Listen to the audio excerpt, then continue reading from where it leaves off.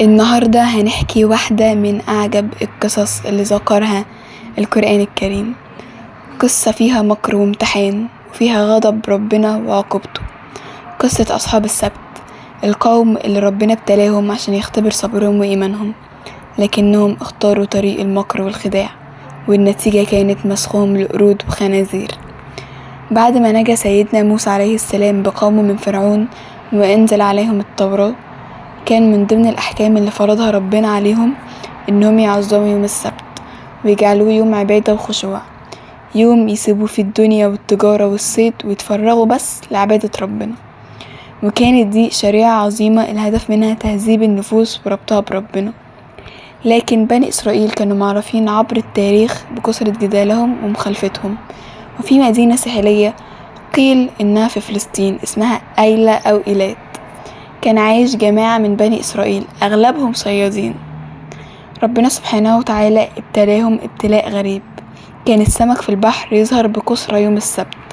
الأسماك كانت تيجي قريبة جدا من الشاطئ كأنها بتناديهم تعالوا اصطادونا، لكن باقي الأيام توكاد تكون متلاقيش سمكة واحدة. ودي كانت فتنة واضحة، هل هيلتزموا بأمر ربنا وهيمنعوا عن الصيد يوم السبت، ولا هينكروا ويحاولوا يلاقوا حيل للتهرب من الأمر؟ مرت أيام وصبر بعضهم، لكن شهوتهم وحب المال والصيد غلبهم. ابتكروا حيلة مكر، يحطوا الشباك والحياض اللي هي أحواض السمك يوم الجمعة قبل غروب الشمس. الأسماك تيجي يوم السبت وتدخل الحياض والشبابيك، يجوا يوم الحد يلموا الصيد كأنهم مصطادوش يوم السبت، لكن في الحقيقة كانوا بيعصوا أمر ربنا وبيضحكوا على الشر. القوم انقسموا 3 فرق. الفرقة اسمها فرقة عاصية، أول فرقة اللي اصطادوا بالحيلة. فرقة ناهية تاني فرقة اللي كانوا بينصحوا ويحذروا اتقوا الله، ده مكر، ده غضب من ربنا جاي. فرقة ساكتة معصوش بس كمان منهوش، قالوا ومالنا ومالهم، ربنا يعاقبهم لوحده. والقرآن ذكر موقفين ناهيين لما قالوا للي ساكتين: وإذ قالت أمة منهم لم تعظون قوما لله مهلكهم أو معذبهم عذابا شديدا، وقالوا معذرة إلى ربكم ولعلهم يتقون. يعني احنا بننصح عشان نكون معذورين قدام ربنا وممكن يتوبوا. فضلوا على كده فترة طويلة مكر وحيلة وعناد، وفي يوم من الأيام نزل غضب ربنا عليهم. صبحوا القوم العاصيين وقد مسخوا قردة وخنازير، اللي كانوا متكبرين بقوا خنازير، والباقي قردة صغار أذلاء. وكانت عقوبة قاسية مهينة عبر للعالمين. القصة دي مش مجرد حكاية قديمة، دي رسالة لينا إن الحيل على أوامر ربنا مش بتنفع. اللي يسقط عن المعصية وهو قادر ينصح ممكن يطوله العذاب. الطاعة بس في الظاهر، لكن في النية والصدق. القصة اتنقلت من جيل لجيل وأصبحت رمز لغضب ربنا على من يخالف أمره.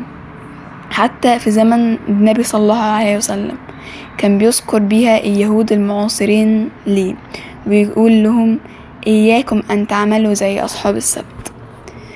قصة أصحاب السبت مش مجرد تاريخ، دي إنذار شديد لكل إنسان بيحاول يضحك على ربنا بالحيل.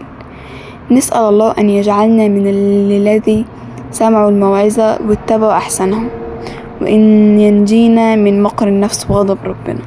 وهنا تنتهي قصة أصحاب السبت، القصة اللي علمتنا إن اللعب مع حدود ربنا مش لعبة، وإن اللي يتحايل على أوامر ربنا ويظن إنه نفسه ذكي في الحقيقة هو بيخدع نفسه بس.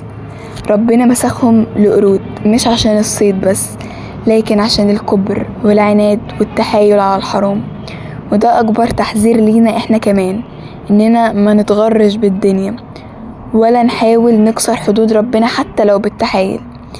الرسالة اللي لازم نوصلها من القصة دي إن الطاعة الحقيقية مش إنك تبان مطيع قدام الناس، لكن إنك تكون صادق مع ربك من جواك.